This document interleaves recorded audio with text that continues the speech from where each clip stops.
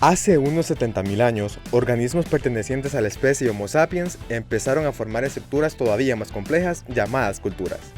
El desarrollo subsiguiente de estas culturas humanas se le llamó historia.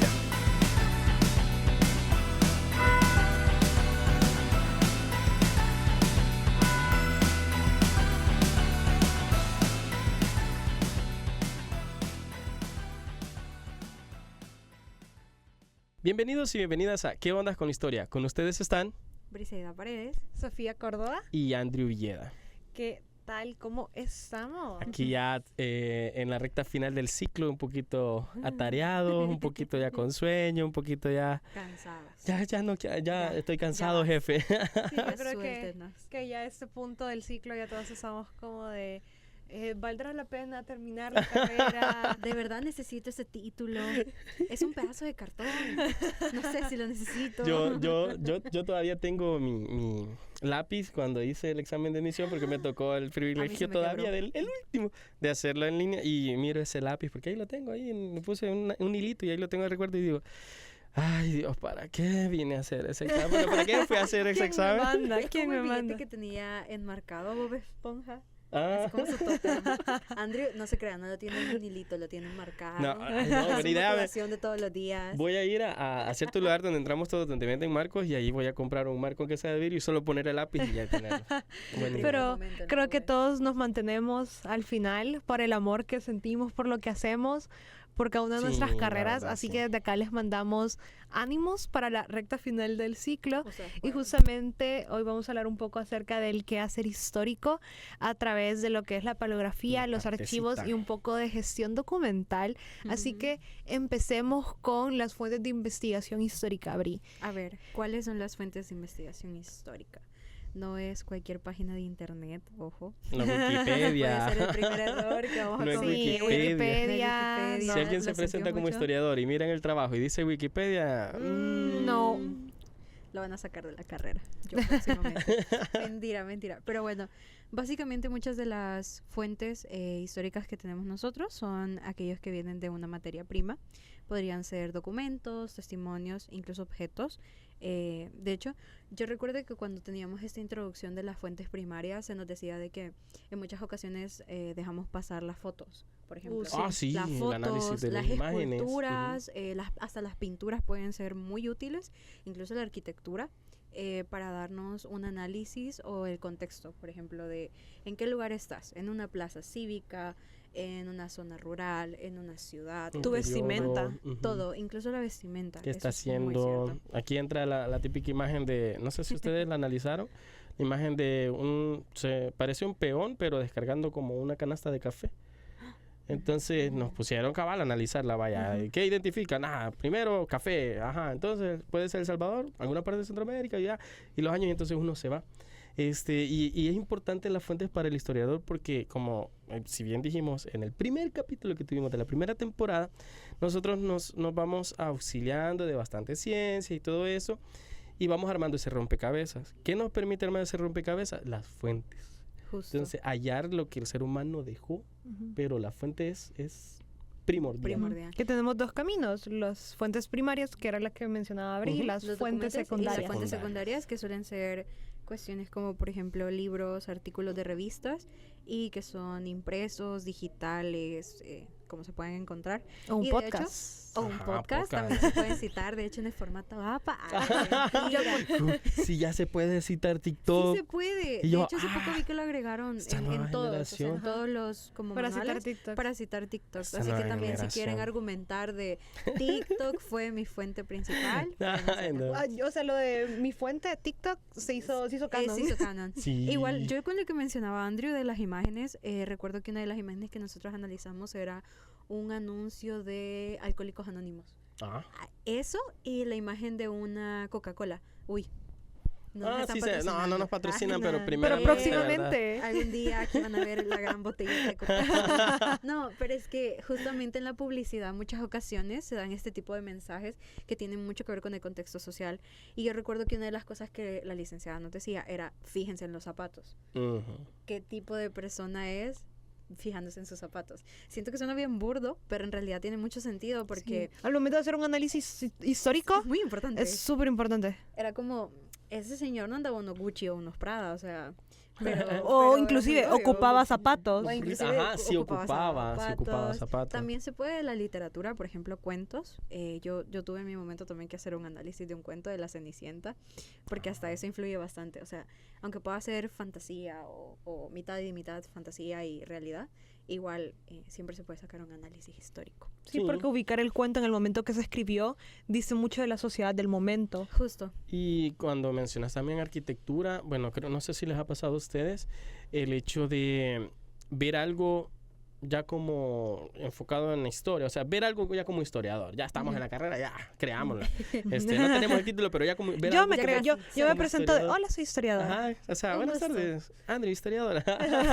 ¿Y eso qué es? Nah, y después uno, ¿y qué es la historia? Y ya, nada. Pues hay un podcast que lo explica. Ajá, De hecho, en el capítulo 1, en el ajá, minuto primera 3, temporada.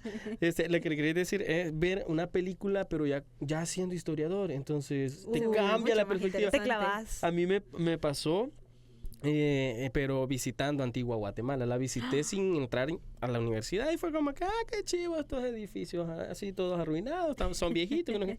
Y después, ya años después, me tocó ir hace poco y ya como historiador con una formación, ya leyendo a Bernal Díaz del Castillo. Y entonces una anécdota así y de repente voy viendo una placa que decía, aquí vivió Bernal Díaz del Castillo. Y yo, ¿qué? Dije, no, yo me quedé así casi llorando y fue como que, no. fue el momento de Entonces, quiebre, su imperio romano. Ajá, entonces fue como que eso. Entonces, ya como historiador creo que te cambia la perspectiva y Bastante. las fuentes nos ayudan a eso. O sea, Y creo- Bernal Díaz del Castillo es una fuente. por Justamente creo que ahí vamos con el tema de las fuentes primarias, que creo que la principal fuente primaria y es como la semilla de muchas investigaciones Sí. históricas son las fuentes de archivo. Justo. cierto. Sí. Son los documentos Que han y quedado. algo súper interesante que nosotros tenemos, o sea, de verdad creo que es una de las cosas más increíbles que tiene la carrera, Herramienta. es la paleografía. Así es. que, Andrew, ilumínanos. La ¿Qué es paleografía- la paleografía? Y Y comienza a llorar. Sí, yo así como que inspira. Es que El imperio romano de Andrew, la paleografía. lo que pasa, vamos a explicar un poquito el contexto del por qué me gusta la paleografía, es que hay pocos, o sea, locos como yo, que el periodo, o sea, cuando uno se va formando como historiador va gustándole una época, entonces hay unos del siglo XX, unos Siempre que hay del una siglo... rama que te va a gustar. Ajá, o me gustan las guerras mundiales, o me gusta la guerra civil, se va enfocando uno, o la economía, entonces va viendo... Todos tenemos nuestro enfoque. Ajá, exacto, el enfoque histórico. Entonces Algún yo día soy vamos a hablar de de los, eso nosotros. de los Sí. pocos locos que se ha quedado con la colonia.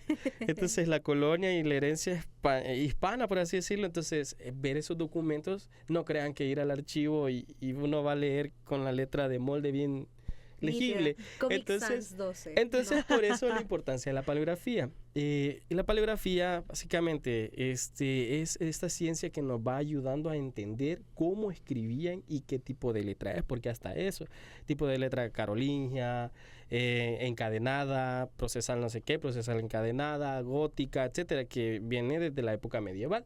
Entonces, el término paleografía deriva del latín moderno, paleografía. Ya bien así hasta con la lente va. A su vez formado por dos vocablos griegos, palaios, antiguo, grafos, escribir, ia, que es un sufijo, que significa prácticamente disciplina, y se llama paleografía la ciencia que se dedica al análisis de los documentos antiguos para estudiar sus signos y su escritura, como se los decía. La finalidad de la paleografía, servir como instrumento de lectura, a actuar como auxiliar de otras ciencias, de nosotros es como el salvavidas, estudiar la historia de las escrituras. Hay también, la paleografía se divide bastante. Está la paleografía diplomática, está la paleografía numismática y la paleografía epigráfica. La paleografía diplomática más que todo es como escritura de documentos, cuando se hacen juicios, cuando le manda una carta a alguien de la nobleza, etcétera. La bibliográfica ya es una escritura de códices y libros y manuscritos antiguos. La numismática es escritura de monedas y medallas. Y la paleografía epigráfica es escritura en lápidas e inscripciones arqueológicas. Algo que a mí me gusta también es ir a los cementerios y buscar las tumbas más antiguas, me encanta. más viejitas que O hay. sea, es precioso. O también cuando uno está caminando por los cascos de los centros históricos de cualquier lugar del país, mirar al suelo Sí. y tratar de ubicar las placas y ver de qué año son las edificaciones. Con Es las una placas de los arquitectos, porque cada arquitecto también tenía como un estilo bien, Sí, bien marcado. y cuando ves el año y ves cómo está construido, ver los materiales, ves los acabados, haces como una conexión completa, estás uniendo un montón de fuentes en un solo análisis. Exacto, y bueno, ahí ya está haciendo una paleografía, está leyendo algo del pasado y está como intentando a veces entender, porque, por ejemplo, la X para los españoles se puede leer como una R o una R. La D a veces no es D, es otra letra, la F resulta ser Tienen una otra T. fonética, Es ¿verdad? totalmente Es diferente. ese cambio de fonética. Entonces, Porque vamos a tener en cuenta de que el idioma que nosotros conocemos como nuestro español ha evolucionado un montón, y si nos vamos unos, o sea, 3 siglos es poquito, vámonos Más. 10, inclusive 15 siglos atrás, o sea, de verdad, todo lo que ha cambiado, así como ha cambiado el momento de hablar, ha cambiado el momento de escribir. claro. Entonces, al momento de uno ver un documento antiguo, se encuentra con palabras en latín, con cierto tipo de numeración, también la forma en la que se contaba. Entonces, al momento de paleografiar, uno tiene que tener en cuenta un montón de cosas. Un ejemplo, a veces está algo escrito y hay un círculo con una cruz. Y eso nosotros sabemos que significa... representa acá la Santísima Trinidad, Ajá. que es Padre, Hijo y Espíritu Santo. Y allí también entran las abreviaciones. Horrible. Es bien yuca porque esto se escribía a mano, obviamente, y imagínense que no lo escribía todas las personas, lo escribían los monjes, o las personas ya un poquito con un estatus que Sí, tenía porque accesibilidad. no toda la gente ni podía escribir, Leer. mucho menos la mayoría no podían leer. Entonces, imagínense ustedes a un fraile, a un monje escribiendo y de repente, ay, vuestra majestad, BM. Y después seguía, ay, ¿cómo fue que le puse ya? Y cambió la abreviación, pero se refiere a la misma persona, a vuestra majestad, o una cruz, o cosas así. Entonces, la paleografía va como enseñándonos a qué significa esa abreviatura, y son un montón. Entonces, si ese fraile abreviaba así ese nombre, imagínense a otro fraile que estaba en otro templo, por así decirlo, y es como que también abreviaba de manera distinta, y todo eso nosotros lo tenemos que también interpretar. Pero para los historiadores, el concepto general de paleografía debe trascender a la simple práctica del aprendizaje, de la lectura y transcripción de documentos antiguos. Se trata también de concebirla como un estudio no descontextualizado de los tipos de escritura, de donde pueden pasar a definirse en virtud de la consideración del hecho escrito como un producto sociocultural. A veces nosotros pensamos que a un archivo vamos a ir serios y vamos a encontrar lo que andamos buscando respecto a nuestra investigación. No, es También. lanzarse a un mar a buscar una aguja en un pajar. Hay un meme que a mí me gusta, que es alguien así viendo así todo extrañado, y cuando dice, cuando yo pedí un documento y me traen una caja con un montón de folios, entonces como que juela, y así le toca a uno. Y otra cosa, que Eso uno fui piensa yo. que va a encontrar cosas así aburridas. Y la famosa anécdota de la gallina que me encontré en Sonsonate fue exactamente eso, en un documento de hace casi 2 siglos, o sea. Y también ahorita, justamente antes de estar hablando, estaba enseñándoles un letrero de horchata. De horchata se vende helada. Horchata helada de 1748. Entonces uno se va a encontrar con eso, y la paleografía lo que ayuda es a entender y descifrar, y ya con esa información nosotros vamos a hacer historia. Entonces, Sí. justamente llegar a los archivos, y creo que esa es otra gran cosa que a los historiadores se nos forma, y es con los archivos y la Sí. gestión documental. Así como el Imperio Romano de Andrew es la paleografía, el mío son los archivos y la gestión documental, porque más allá de ser los archivos, de ser el lugar donde se resguarda la información, y que hay estándares internacionales de a Sí. cuánta temperatura tiene que estar el papel, y dependiendo de qué tipo de papel, a cuánto tiene que ser de distancias por medidas de seguridad, los estantes, cómo tienen que estar fijados estos. Los archivos, más allá de responder a la labor de los historiadores, también tienen una segunda función, que es un poco de lo que yo quiero transmitir el día de hoy, esa segunda función que tienen los archivos. En cuanto, yo sé que al momento de decir memoria, nosotros lo hemos dicho mucho, de que Sí. acá la memoria histórica, pero quiero decir, uno de los archivos tienen un poco el papel de servir para la memoria. Creo que cuando hablamos de momentos como guerras, hablamos de crímenes de lesa humanidad, el tema memoria entra sobre la mesa y se tiene que poner, no como una manera de historizarlo, sino una manera de no repetición de los hechos. Creo que hace unas 2-3 semanas muchos pudieron ver la noticia del ajusticiamiento de un oficial nazi, que se llevó a la cárcel porque reconstruyeron el papel triturado de los documentos de este campo de concentración, en donde salía su nombre y se enlistaba qué papel había tenido cada persona al momento de, pues, asesinar a otros individuos. Entonces ese es uno de los papeles que tienen los archivos y la gestión documental al momento de memoria, porque quiero que entendamos la memoria no como una memoria histórica, porque la historia se historiza de manera diferente, no se historiza a través de la memoria. Creo que la memoria tiene que servirnos para la no repetición de hechos y para una forma de tener en cuenta y tener en cuenta la importancia de los derechos humanos. Y ese es uno de las muchas cosas increíbles que tienen los archivos, y otra es el acceso a la información y la transparencia en la gestión pública. En El Salvador, desde el año 2016, si no me equivoco, tenemos una ley de acceso a la información pública, que dentro de la ley se establecen 7 lineamientos para la gestión documental, y también se creó la normativa general de archivos. Tenemos una base legal muy fuerte, creo que una base legal súper ejemplar a nivel Centroamérica. Eso es bien yuca, porque cuando nosotros estábamos viendo archivística, saber que si tratan, bueno, cuando yo fui al archivo de Sonsonate, a mí me hacen, no firmar, pero sí declarar algo en el aspecto de decirles, si yo rompo este documento, yo voy preso. Sí. Wow. Porque ya no solo es una ley de patrimonio, sino que ya es una ley de archivo, en cual la multa más baja son 42 salarios mínimos por destrucción y ocultación de documentos. Son como $43,000. Sí, son 40. O sea, Ya con la calculadora, porque ya estudié historia nomás. Entonces, No sé promediar. Entonces, todas las instituciones públicas tienen por obligación una oficina de acceso a la información pública, donde nosotros como ciudadanos podemos llegar a solicitar información oficiosa o información que está reservada, pero que se nos puede entregar una versión pública de los documentos, porque es un derecho que nosotros tenemos.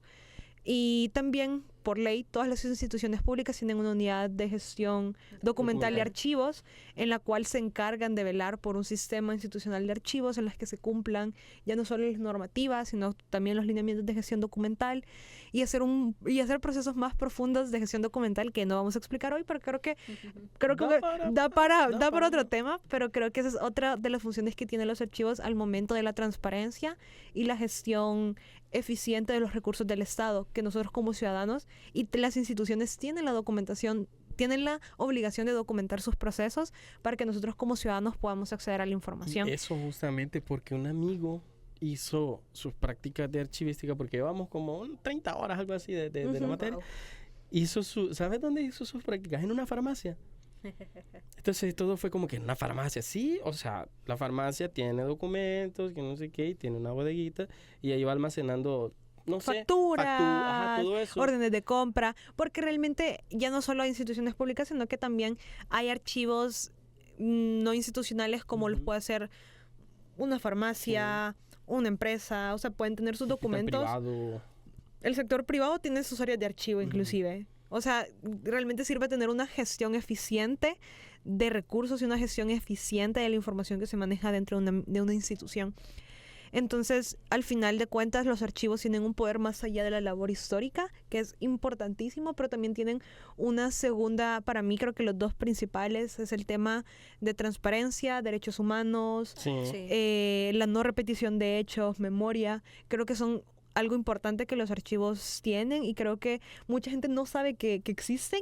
O sea, no sabe que El Salvador tiene un archivo general de la nación. No saben que pueden ir a instituciones públicas, a la unidad de acceso a la información pública, a pedir información, a meter su solicitud, y hay plazos de ley que se tienen que cumplir para entregarte información que la ley permite que te entreguen, porque no te van a entregar todo. O sea, información que protege también a los funcionarios, no direcciones, no nombres, ¿sabes?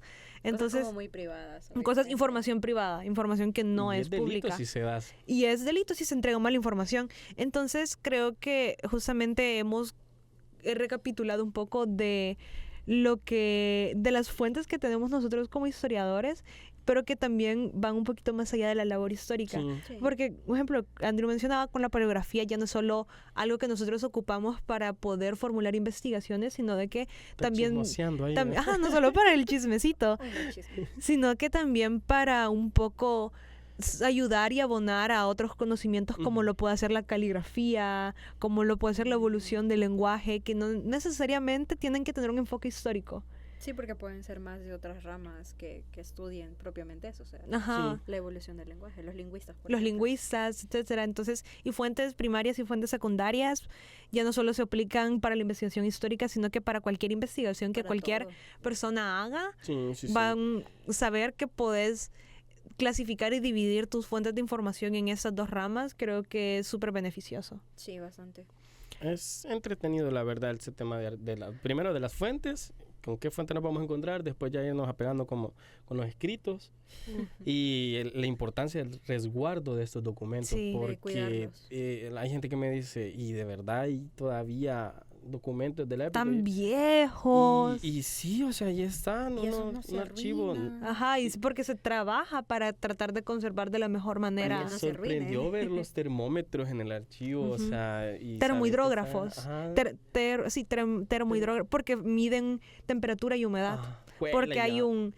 el rango, si no estoy mal, el rango de temperatura tiene que ser no menor a 21 grados y no mayor a 30. Y el rango de humedad tiene que ser no menor a 36 y Juela. no mayor a 50 O y sea, algo. algo bien controlado. Sí, porque son documentos de pues, las épocas que le estamos Sí, hablando. y si nos vamos a una 1700, hemeroteca, que es otro tipo de los archivo, periódicos. que son de periódicos y revistas, Ujú. el papel periódico es diferente, o sea, Es su mucho porosidad, más delgado. su porosidad es diferente a la del papel bond, o sea, Es que el gramaje es más. es que dependiendo del gramaje Ajá. es que esto va a ir variando. Ajá. Entonces, normal, o sea, esa medición estándar es como para papel bond, para documentos más administrativos, más recientes. Los estándares de documentos históricos son un poco más delicados por la porosidad del papel. Y también le enseñan a uno el hecho de cuidarse, porque uno tiene que ir con mascarilla, con guantes. y- Gabacha inclusive, cubrirte el cabello, Ujú. porque son documentos que estuvieron expuestos a un montón de cosas. Hay algunos de que en su momento de rescatarlos de los lugares donde estaban, se les hizo procesos de fumigación, Sí, entonces toca estar protegida de todo. ya un nuevo miedo desbloqueado pegue que un hongo. que Andrew le pegue la gripe que le dio a Hay Pedro una, Alvarado. hay una tu gripe española del año. Que no tiene todavía ni cura, ni se sabía que Y yo existía. así Y como de que la no nada, puede ser. Yo quería creer en la historia, pero no de esta manera.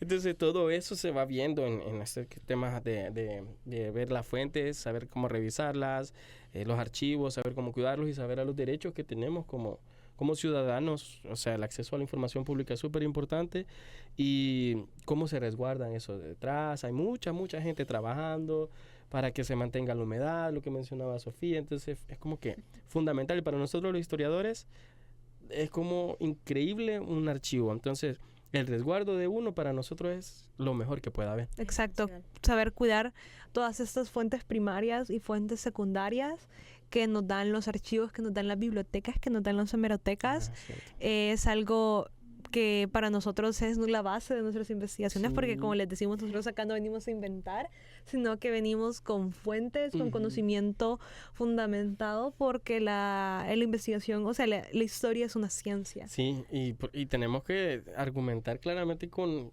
pruebas. Pues, ¿de dónde lo sacó? Ah, yo lo leí Sí. ahí. Si bien no existe la verdad histórica absoluta, nosotros nos tratamos de acercar lo más posible a partir de las evidencias que tenemos del Exacto. pasado. Porque hay gente, bueno, en muchos casos creo que el historiador es mal visto porque empieza a romper muchos mitos. Sí. Y creo que en este podcast se ha visto eso. Sí, No tenemos... fue grito de independencia en 1811. Atlacat no existe. La Malinche no es traidora. Hoy se rompieron muchas tazas. Entonces, Sí. ajá, y El Salvador no existía. Anastasio Aquino no era salvadoreño. Entonces, ¿de dónde lo sacan? Pues fuentes. obviamente de la partida de nacimiento de Anastasio Aquino, creo que está, bueno, Sí. sí, pues, es un ejemplo. No me vayan a después a crucificar. El del podcast, hijo, de que yo acá voy a No, venir a conseguir la Un partida de Anastasio ejemplo, Aquino. ajá, un ejemplo. Aquí Entonces, solo la copia le tenemos. y de joven. repente ves el año. Y ya solo con el año tenemos algo para empezar. Y ves, pero Anastasio Aquino nació en tal. Pero El Salvador no existía en ese momento. No como lo conocemos Más bien, hoy en día. Anastasio Aquino nace a finales de 1700. O sea, todavía estaba bajo la corona española y la protección. Anastasio Aquino fue más español que salvadoreño. Ujú. Fue más nonualco que salvadoreño. Fue más centroamericano que salvadoreño. Fue Salvadoreño. más español que salvadoreño. Entonces, Pero todo menos salvadoreño. él no conoció el torogón, la bandera, el No isote. conoció la delicia de las pupusas de maíz. O sea, que nuestra comida típica, no había que... Nada de estas ideas. Ajá, entonces, cositas así, existía. ¿de dónde lo sacamos? De las fuentes, de los documentos, de los archivos, y así es como una cadenita. Porque no siempre vamos a usar, ¿cómo es que dice el doctor? Gusanito.com. O sea, no siempre vamos a usar gusanito.com y ahí va a estar todo. Tenemos que movernos, movilizarnos y Buscar verlo. muchas. Sí. Y es hermoso ver esos documentos de la Sí, época. es Yo- precioso. Yo y cuando es- entré al archivo era como con un niño entrando a... Es hermoso, o sea, sí, de verdad, algún día quieren visitar un archivo. La UCA creo que tiene uno de Sí. los mejores archivos y Bastante bibliotecas bien del país. Si tienen una investigación por ahí, pueden consultar con ellos cuáles son las medidas para acceder, cuáles son los lineamientos que pueden seguir. Y pues creo que es interesante el tener acercamiento de este lado de la investigación y creo que por eso decidimos que era importante tener un episodio de qué ondas con la paleografía y los Los archivos. Entonces esto ha sido todo por nuestra parte del día de hoy. Los invitamos a que se mantengan al tanto de nuestras redes sociales, Facebook, TikTok e Instagram, a donde nos encuentran como @queondasconlahistoria y obviamente también atentos a las redes sociales de la YSU, de su radio universitaria, con todos los podcasts y el material que se produce en la universidad. Pero antes de terminar, no olviden que... Quien no conoce su historia está condenado a no encontrar el documento que busca. ¡Ah, Dios! Eso es Ahora horrible. que habían perdido.